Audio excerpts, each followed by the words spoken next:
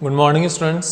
हम आज next topic पर बात करने वाले हैं। ठीक है, कल हमने बायो-सावर्ट्स लॉ स्टडी कर लिया था, उसके पहले force on moving charge discuss कर लिया था। आज हम 2-3 और टॉपिक डिस्कस करेंगे, जिनमें से अपना जो पहला जो टॉपिक होगा वो होगा force on current carrying wire in magnetic field कि जो करंट कैरिंग वायर होगा उसके ऊपर, जो करंट कैरिंग वायर है उसके ऊपर नेट फोर्स कितना लगेगा, कितना फोर्स एग्जिट होगा, वो हमें यहाँ पर डिस्कस करना है किसी भी मैग्नेटिक फील्ड के अंदर। ठीक है, सपोज ये आपके पास क्या है, एक करंट कैरिंग वायर, ये एक मैग्नेटिक फील्ड है। ठीक है, इसके अंदर आपके पास एक कोई भी वायर रखा हुआ है। ठीक है, जो वायर होगा इसके अंदर, और इस वायर के थ्रू बहुत सारे इलेक्ट्रॉन्स फ्लो होंगे, जिसके कारण यहाँ पर कोई करंट फ्लो हो रही है आई। ठीक है, तो इस आई करंट के ऊपर कितना फोर्स लगेगा यहाँ पर, वो हमें फाइंड आउट करना है। तो इसके लिए देखो, सबसे पहले क्या है, आपको पता है F equals to Q V B sine theta होता है। फोर्स ऑन चार्ज Q, अगर इस वायर के थ्रू Q चार्ज फ्लो हो रहा है तो इस चार्ज पर नेट लगने वाला फोर्स कितना है, Q V B sine theta है। ठीक है, लेकिन अब हम क्या करेंगे, इसके लिए इस Q V B sine theta को ही आगे सॉल्व करेंगे, क्योंकि हमें V एंड B, V तो यहाँ पे एक इलेक्ट्रॉन की मोशन हो जाएगी जो पार्ट है। ठीक है, तो यहाँ पर नेट कितना चार्ज फ्लो हो रहा है उसको देखना है। देखो, ये जो वायर है, कोई भी कंडक्टर वायर होगा, ये बाहर किसी बैटरी से कनेक्टेड होगा, तभी इसके अंदर से करंट फ्लो होगी। ठीक है, जो मैंने करंट की डायरेक्शन बता रखी है उसके अकॉर्डिंग बैटरी इस तरीके से लगनी चाहिए। ठीक है ना, इस तरीके से यहाँ पर करंट फ्लो होनी है इसमें से। तो इस वायर के ऊपर कितना फोर्स लगेगा वो देखना है। ठीक है, हमें ये वाला जो पार्ट है, आगे वाला पार्ट इग्नोर करते हुए चलना है, इसको मैं बाहर ही बना देता हूँ। ठीक है, अब देखो यहाँ पे कितना फोर्स लगेगा।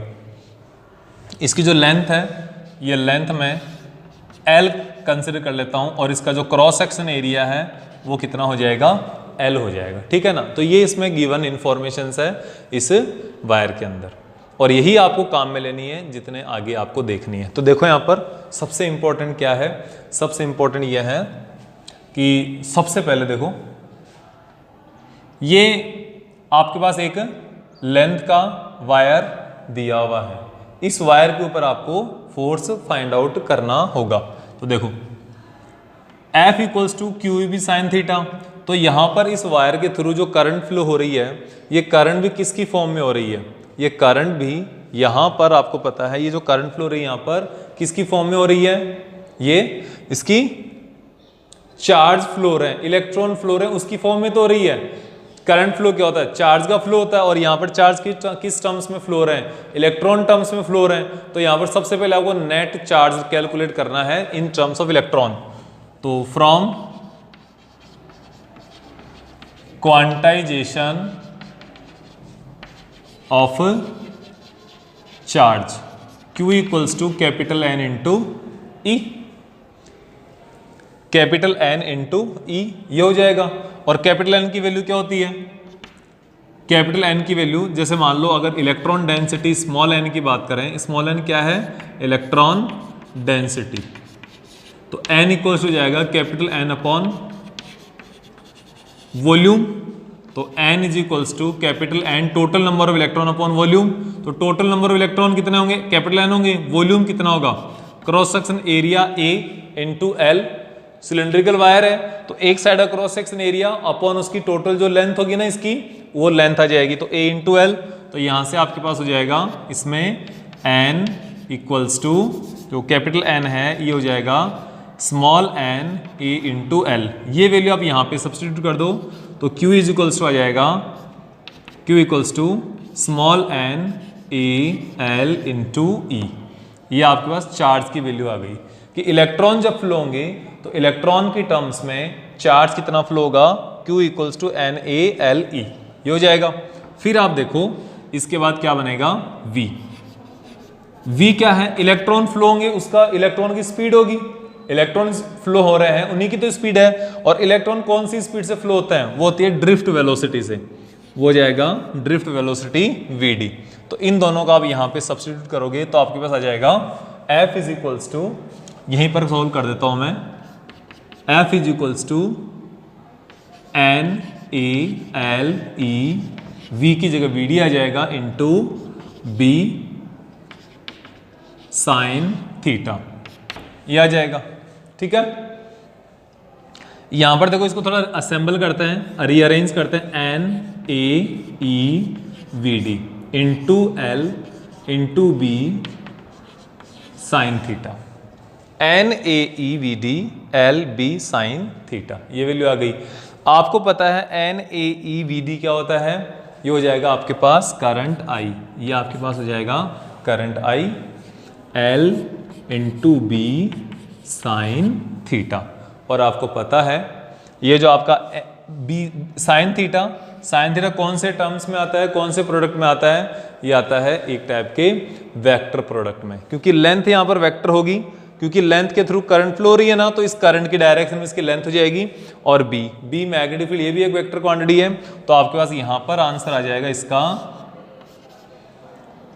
F equals to I into L cross B, ये आपके पास फोर्स की वैल्यू आ गई। ठीक है, I equals to L cross B, इस करंट कैरिंग वायर पर लगने वाले टोटल जो फोर्स होगा वो कितना होगा, ये होगा। ठीक है ना, तो इसके बारे में आप हमेशा ध्यान रखेंगे, क्योंकि ये लगने वाला फोर्स हमें आगे फिर से काम आएगा, इसलिए मैंने इसको पहले ही डिस्कस कर लिया आगे आपके लिए। ठीक है, तो ये आपको ध्यान में रखना है। अब इसके आगे, इसके नेक्स्ट में हम सोल्व कर लेते हैं अपना नेक्स्ट पार्ट, नेक्स्ट पोर्शन क्या है वो।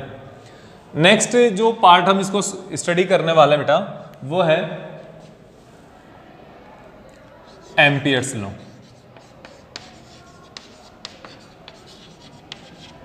एम्पियर्स लॉ क्या होता है, इसको बहुत अच्छे से देखेंगे आप, इसको बहुत अच्छे से रिवाइज करेंगे। इसके बाद हम अब आपके लिए एम्पियर्स लॉ डिस्कस करने वाले हैं, एम्पियर्स लॉ ऑफ मैग्नेटिज्म। तो मैग्नेटिज्म ने बहुत सारे साइंटिस्ट थे जिन्होंने काम किया है, उनमें से एक बहुत इंपॉर्टेंट वर्क किसने किया है, एम्पियर ने किया। तो एम्पियर के लिए देखो आप क्या कह रहा है ये। ठीक है, तो देखो, according to Ampere we have to consider N number of turns. यहां पर आपके पास बहुत सारी करंट्स हैं। ठीक है, और एक इस करंट्स को कंबाइन करते हुए, इस करंट को कवर करते हुए आपको एक लूप कंसिडर करना है। ठीक है,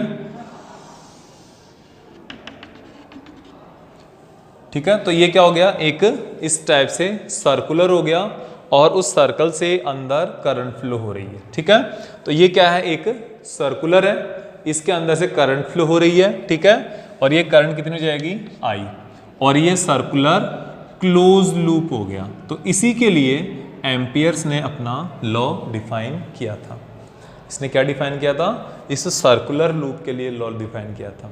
सर्कुलर क्लोज लूप, सर्कुलर भी हो सकता है, इरेगुलर कोई लूप भी हो सकता है। हम सर्कुलर तो इसलिए डिस्कस करते हैं क्योंकि सर्कुलर के लिए हमारी कैलकुलेशंस क्या हो जाएगी, आसान हो जाएगी, इजी हो जाएगी। तो इसके लिए देखो, according to Ampere's law, net line integration, तो इसका स्टेटमेंट क्या है पहले वो सुन लो, उसके बाद line integration of magnetic field through out the circular current carrying loop.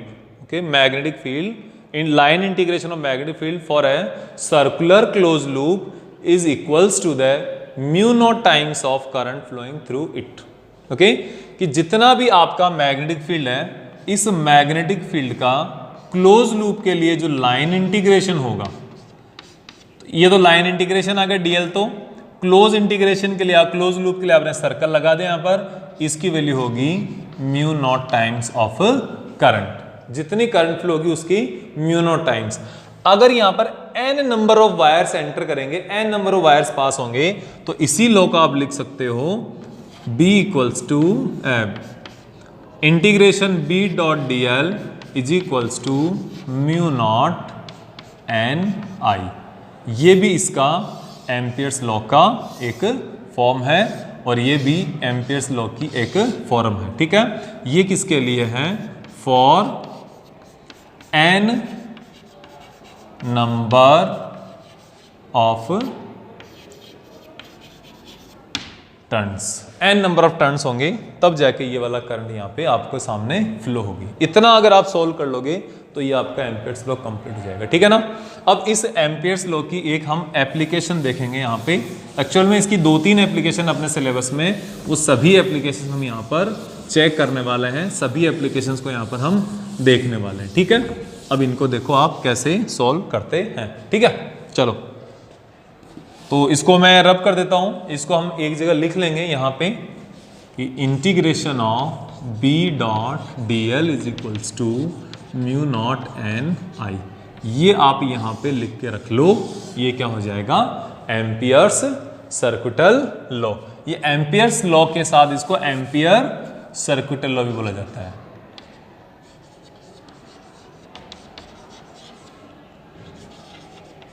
Circuital means यहाँ पे इस क्लोज लूप के कारण इसको सर्किटल लॉ बोल रहे हैं, ठीक है ना। सर्किट्स में काम आता है ये, बहुत सारे सर्किट्स को सॉल्व करने के लिए थोड़ा बहुत काम आता है।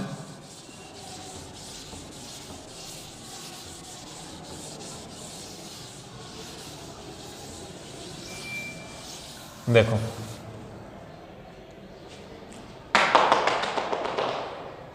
देखना, इसको क्या है, इसके लिए हम यूज करेंगे एक सोलेनॉइड। सोलेनॉइड क्या होता है? सोलेनॉइड एक डिवाइस होता है, एक कोयल होती है जिसकी हेल्प से हम उसके अंदर एक यूनिफॉर्म मैग्नेटिक फील्ड डिजाइन कर सकते हैं। अगर हमें uniform magnetic field find out करना होता है तो हम हमेशा सोलेनॉइड को काम में लेते हैं, ठीक है। सोलेनॉइड एक ऐसा डिवाइस है which is used to generate uniform magnetic field and its length is L is very greater than its radius। ये इसकी जो रेडियस होगी यहाँ पर, ये क्या होगी? छोटी होगी, लेकिन इसकी लेंथ काफ़ी बड़ी होगी। ये आपका क्या होगा? सोलेनॉइड होगा, ठीक है। इस सोलेनॉइड के अंदर हमें मैग्नेटिक फील्ड फाइंड आउट करना है। सबसे पहले क्या करना है? सोलेनॉइड के अंदर मैग्नेटिक फील्ड फाइंड आउट करेंगे।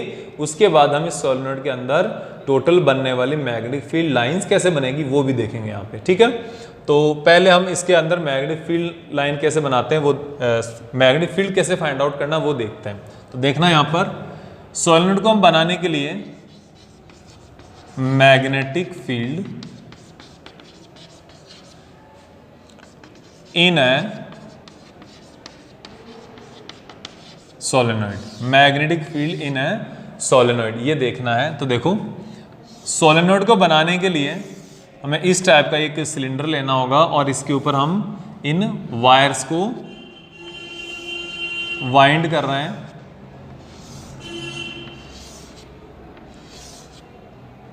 इस तरीके से, ठीक है। ये क्या है? यहां से आई करंट एंटर कर रही है, इधर से फ्लो होकर ऊपर अंदर जा रही है, फिर पीछे से होके यहाँ पे वापस बाहर आ रही है, फिर अंदर जा रही है, फिर बाहर आ रही है, फिर अंदर जा रही है, पीछे से फिर बाहर आ रही है, फिर यहाँ पे अंदर जाएगी, फिर बाहर आएगी, फिर अंदर जाएगी, फिर बाहर आएगी, फिर अंदर जाएगी, फिर बाहर आएगी, फिर अंदर जाएगी, फिर बाहर आकर ये निकल जाएगी यहाँ से, ठीक है। इसके अंदर अब मैग्नेटिक फील्ड फाइंड आउट करना और हर जगह करंट की डायरेक्शन बाहर की तो क्या ऊपर की तरफ चढ़ रही है और पीछे से नीचे की तरफ आ रही है, ऐसे लगातार, ठीक है। तो ये इस तरीके से लगातार फ्लो हो रही है, ठीक है ना। इस तरीके से आप ध्यान में दोगे। यहाँ पर इस सोलेनॉइड में ये ऊपर क्रॉस बनाया है, इसका मतलब फील्ड लाइन अंदर इनसाइड जा रही है। डॉट बनाया, इसका मतलब फील्ड लाइंस यहाँ पे बाहर की तरफ आ रही है, ठीक है। तो इस तरफ आप इस तरीके से इसको देखना है। तो अब देखो यहाँ पे क्या है, इसको देखो। अब यहाँ पर आपको मैग्नेटिक फील्ड फाइंड आउट करने के लिए एम्पियर्स लॉ लगाना। तो एम्पियर्स लॉ क्या कह रहा है? आपको एक क्लोज लूप कंसिडर करना पड़ेगा। क्लोज लूप कंसिडर करने के लिए हम यहाँ पर क्या करेंगे, इसके अंदर एक ऐसा लूप कंसिडर कर लेंगे जो एक रेक्टेंगुलर लूप होगा, P Q R S। इस रेक्टेंगुलर लूप के लिए हम यहाँ पर एम्पियर्स लॉ लगाएंगे। तो एम्पियर्स लॉ के अकॉर्डिंग क्या है, और हाँ ये चीज गिवन है कि मैग्नेटिक फील्ड जो होता है ना इस सोलेनॉइड के अंदर, अंदर मैग्नेटिक फील्ड क्या होगा, यूनिफॉर्म होगा, एकदम एग्जैक्ट यूनिफॉर्म तो नहीं होगा, क्योंकि एग्जैक्ट यूनिफॉर्म तो इसकी आइडियल कंडीशन में ही हो सकता है, लेकिन ऐसे यूनिफॉर्म नहीं होकर लगभग यूनिफॉर्म होगा। और जो किनारे हैं, जो कॉर्नर्स होते हैं ना, कॉर्नर्स पे ओवरऑल मैग्नेटिक फील्ड इसके सेंटर के मुकाबले, सेंटर के कंपैरिजन में थोड़ा कम होता है, और जो कि लगभग हाफ के बराबर होता है। ठीक है, तो इसका क्या है हम ये देखते हैं आगे। देखो, according to Ampere's law we can write integration of B dot D L equals to mu not an आई। ठीक है, mu not an i, n number of currents, मतलब जितने नंबर ऑफ टर्न्स होंगे उतनी ये करंट उतनी बार अंदर जाएगा और नीचे से उतनी बार बाहर आएगा। ठीक है, तो ये अब B dot D L, B dot D L मतलब जितने भी ये पूरा कंप्लीट लूप है ना, उसका इंटीग्रेशन करना है आपको। तो देखो, इसको फिर आगे सोल्व करेंगे, तो integration B dot D L क्या हो जाएगा, यहाँ से पी से लेकर क्यू तक, पी क्यू प्लस इंटीग्रेशन ये B dot D L Q R, Q से लेके आर तक, plus B dot D L R S plus B dot D L, ये क्या हो जाएगा, S P, S P, P से क्यू, पी क्यू से आर, आर से एस, एस से पी, ये सारी वैल्यू हो जाएगी, इक्वल्स टू क्या हो जाएगा, म्यू नॉट कैपिटल आई हो जाएगा। ठीक है, ये एज इट इज रहेगा इस साइड का। फिर आगे इसको हम, ये जो वाला पार्ट है इसको हम और ज़्यादा यहाँ पे सॉल्व कर सकते हैं। देखो, इसमें आपको ये देखना है P Q B D L cos theta plus B D L cos theta Q R plus B D L cos theta R S, okay, plus B D L cos theta, ये क्या है, S P equals to mu not an i. ये आ गया। अब देखना आपको first वाला पी और क्यू के लिए, यहां पे थीटा इक्वल्स टू क्या है, यहां पे देखो, आप यहां पे देखना है। ठीक है,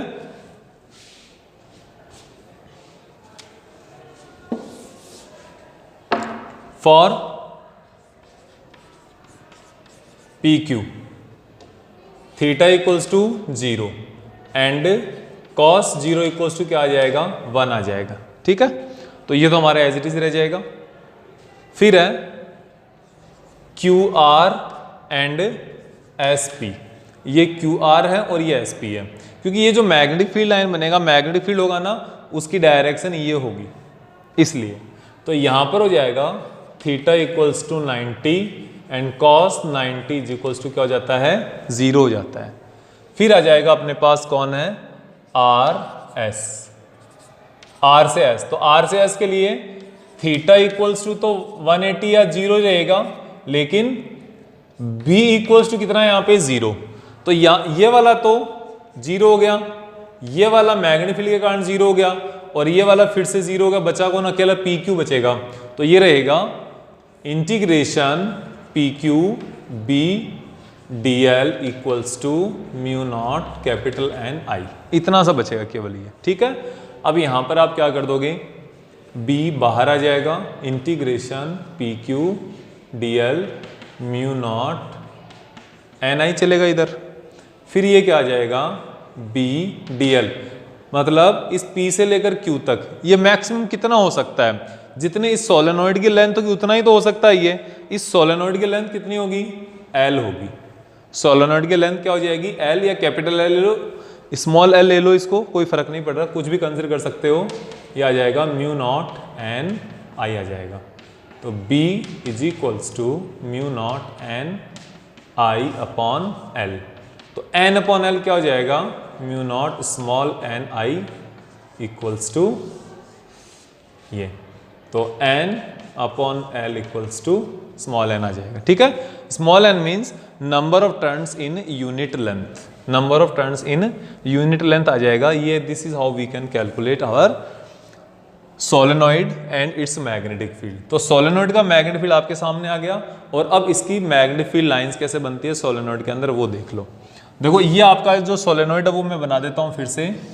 ये आपके पास सोलेनॉइड इस तरीके से बनता है,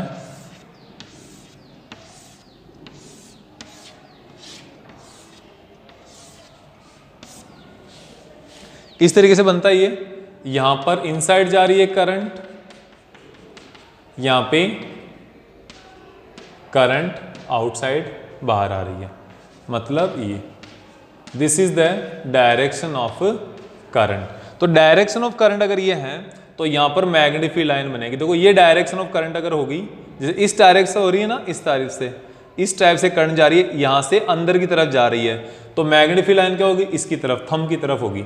तो यहां पर मैग्नेटिक फील्ड लाइन इस तरफ से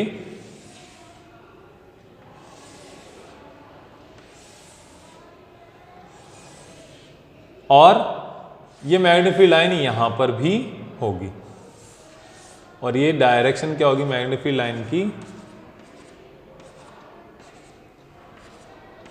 इस तरफ से चलेगी, ठीक है ना। तो this is how you can draw magnetic field lines inside the solenoid या with the help of a solenoid. अब एक बार अपने पास और एक टाइप का ये डिवाइस आता है एम्पियर्स लॉ के अंदर ही, जिसको हम बोला जाता है, जिसको हम क्या बोलेंगे, टॉरॉइड बोलेंगे। तो टॉरॉइड के लिए भी क्या है, इसी टाइप का एम्पियर्स लॉ ही लगाना आपको, और वो भी सेम सॉल्यूशन आएगा। लेकिन हम देखते हैं जस्ट इसके बाद ये टॉरॉइड होता क्या है, क्या होता है, ठीक है। आज हम ये दोनों टॉपिक खत्म करेंगे, उसके बाद हम नेक्स्ट टॉपिक कल स्टार्ट करेंगे अपना नया, क्योंकि इसको मैं दोबारा कल हाथ नहीं लगाना चाहता। तो ये आ जाएगा आपका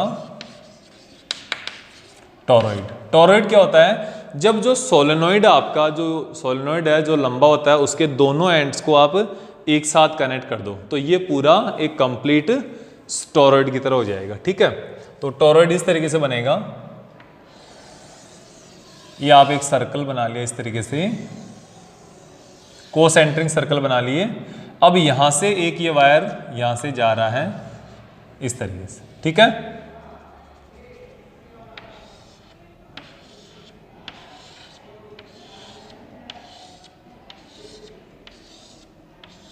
या इस तरीके से मान लिया आपने कोई सर्कुलर कोई पाइप है, और उसके दोनों उसके तरफ आपने क्या लपेट दिया, ये करंट्स वाइंड आउट कर दी, ठीक है। तो यहां से करंट बाहर आ रही है, यहां से अंदर जा रही है, बाहर अंदर,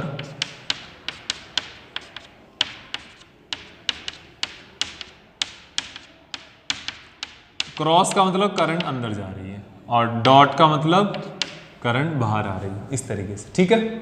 अब यहां पर 3 पॉइंट मिलते हैं हमें। फर्स्ट पॉइंट, ये तो इसका सेंटर है, ठीक है, ये इसका सेंटर O है। इस सेंटर से एक पॉइंट तो इसके अंदर हम देख लेते हैं P, दूसरा Q इसके बाहर देख लेते हैं, ठीक है, और तीसरा S यहां पर देख लेते हैं, ठीक है ना। तो सबसे पहले हम P के लिए मैग्नेट ये एम्पियर्स लॉ लगाते हैं P के लिए। तो P के लिए लगाने पर क्या मिलेगा हमें, मैं वो वाला रब कर देता हूं, कंफ्यूजन होगा आपको।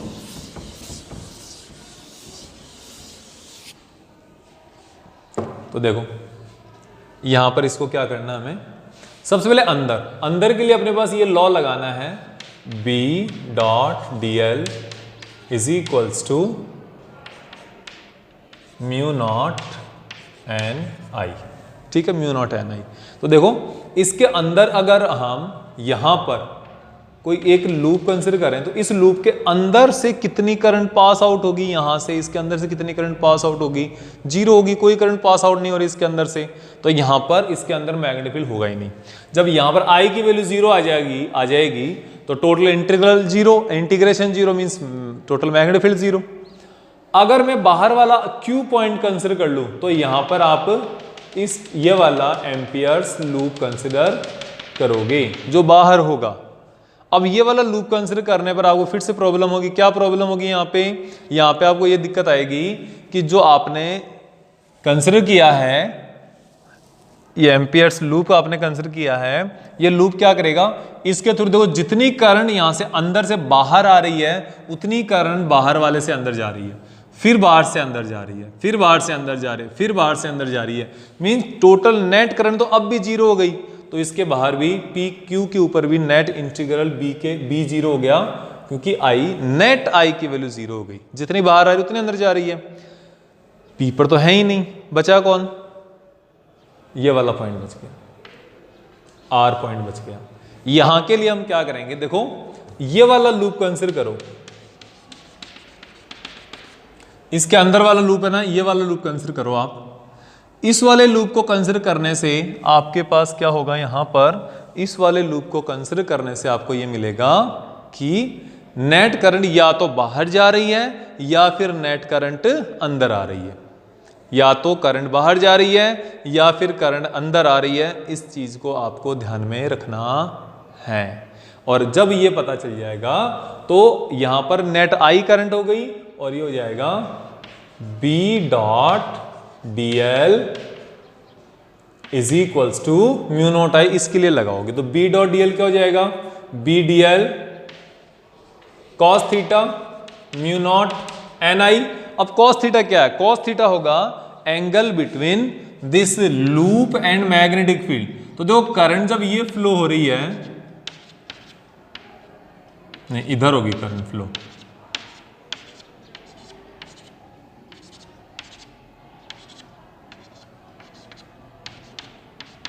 इधर, तो ये क्या है, तो ये मैग्नेटिक फील्ड लाइन ऐसे बनेगा, ये बनेगी मैग्नेटिक फील्ड लाइंस। तो मैग्नेटिक फील्ड लाइंस है ना, वो भी लूप के अलोंग ही है हर डायरेक्शन में, जहां पे लूप वही है। तो थीटा इक्वल्स टू कितना आ जाएगा इसके लिए 0 एंड कॉस 0 की वैल्यू 1। तो ये हो जाएगा B D L close integration mu not an I. तो ये हो जाएगा बी बाहर आ जाएगा D L mu not an आई, ठीक है। तो ये जो आपका डीएल इंटीग्रेशन है इसकी वैल्यू क्या हो जाएगी 2 pi R. R is a R for its what मैग्नी, इसका क्या हो जाएगा R for its radius, okay mu not an I. क्योंकि ये जो आपके पास लूप होगा, इस लूप की डायरेक्शन, इस लूप की लेंथ कितनी होगी, सरकमफ्रेंस के बराबर होगी। सरकमफ्रेंस कितने 2 पाई आर है, तो आप लिख दोगे b equals to mu not an I upon 2 pi R ये। और यहाँ पर आप इसको ऐसे भी लिख सकते हो b is equals to mu not small N I.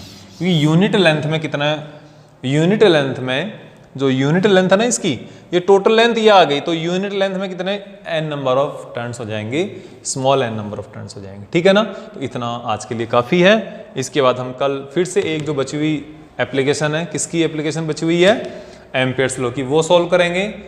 Force between 2 parallel currents, फिर torque on rectangular current carrying loop, उसके बाद हमारे पास एमसीजी बचेगा जो हम परसों कवर कर लेंगे। तो इस तरीके से हम जल्दी ही इसको क्विक रीजन में खत्म करेंगे 4 से 5 दिन में। उसके बाद इसके क्वेश्चंस आगे या फिर नया चैप्टर स्टार्ट करेंगे, ठीक है। Thank you.